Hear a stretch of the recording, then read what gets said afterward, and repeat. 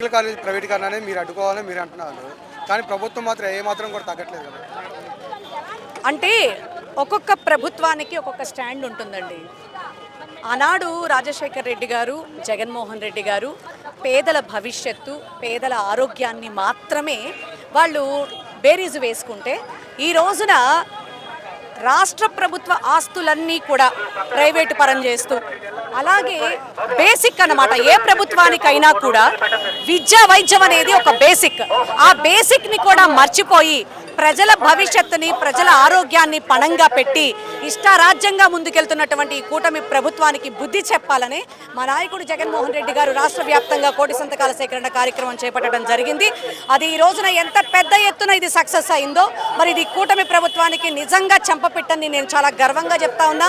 ఖచ్చితంగా వీళ్ళు వెనక్కి తీసుకునేంత వరకు ఈ ప్రైవేటైజేషన్ అనేది మెడికల్ కాలేజెస్ని ఖచ్చితంగా మరి మా పోరాటం అనేది ప్రజలకు అండదండలుగా ఎప్పుడూ ఉంటుందని తెలియజేస్తున్నాం. అంటే మీరేమో ఖచ్చితంగా అడ్డుకుంటాం అంటారు, కానీ ప్రభుత్వం అనేది 15 సంవత్సరాల మారదు అని పవన్ కళ్యాణ్ గారు అంటున్నారు కదా, మీరు ఎలా అడ్డుకుంటారు? 15 సంవత్సరాలు వాళ్ళు కలగంటున్నారు ఏమనండి. పగటికల సౌధాలు కనడంలో పవన్ కళ్యాణ్ గారు దిట్ట. ఎందుకంటే వాస్తవికతలోకి రావాలి. ఆయన ఒక్కడే పోటీ చేస్తే ఎక్కడా గెలవడన్న వాస్తవికత తెలుసుకున్నాడు కాబట్టే మరి ముగ్గురుతో కలిసి వచ్చి ఏదో గుడ్డిలో మెల్లగా 14 ఏళ్ల తర్వాత గెలుచుకున్నాడు. ఆయనకి మా నాయకుడు జగన్మోహన్ రెడ్డి గారికి చాలా తేడా ఉంది. వీళ్ళు మాటలు చెప్పుకుంటూ బ్రతకటమే తప్ప, ఎందుకంటే రాష్ట్రంలో, ఎందుకంటే నేను ప్రశ్నించే గొంతుగా అని చెప్పుకునేటటువంటి పవన్ కళ్యాణ్ గారిని నేనైతే ఒక మాట అడుగుతా ఉన్నాను ఖచ్చితంగా. మరి రాష్ట్ర వ్యాప్తంగా మరి ఏం జరిగినా, ఆనాడు జగన్మోహన్ రెడ్డి గారు ఏం చేయపోయినా కూడా ఎలా పడితే అలా మాట్లాడేటటువంటి ఈ వ్యక్తి ఈ రోజున భగవంతుడి మీద జరుగుతున్నటువంటి అపరాధాలు, అపచారాలు కావచ్చు, మరి ఈ రోజున రాష్ట్ర వ్యాప్తంగా 2,61,135 కోట్ల రూపాయల అప్పు, ఈ రోజుకి అప్పుల కుప్పగా రాష్ట్రం మారిపోతూ ఉంటే ఈ ప్రశ్నించినటువంటి ఈ వ్యక్తి ఇంకెందుకు? వీళ్ళు స్వార్థపరులు మాత్రమే.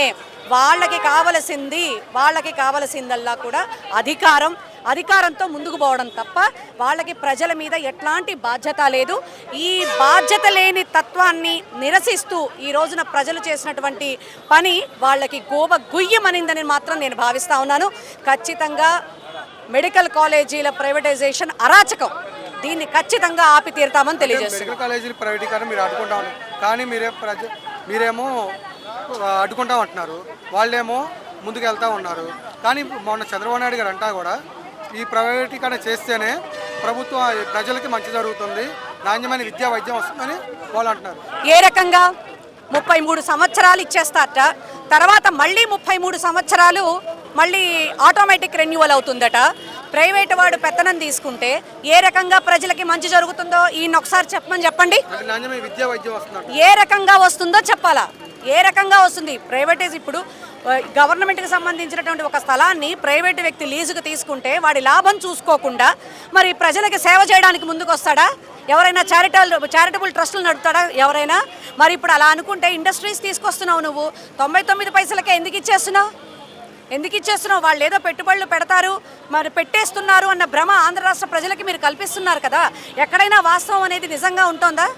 అవాస్తవాలు, వాస్తవ దూరాలు ఈ ప్రభుత్వం యొక్క నైజాలు. వీటిని పటాపంచలు చేస్తూ ఖచ్చితంగా ప్రజలకి అండదండలుగా ఉంటుంది వైఎస్ఆర్ కాంగ్రెస్ పార్టీ. మా నాయకుడు తీసుకునేటటువంటి ప్రతి నిర్ణయంలో వారు అడుగులో అడుగు వేస్తూ ప్రజలకు అండదండలుగా ఉంటామని తెలియజేస్తున్నాం.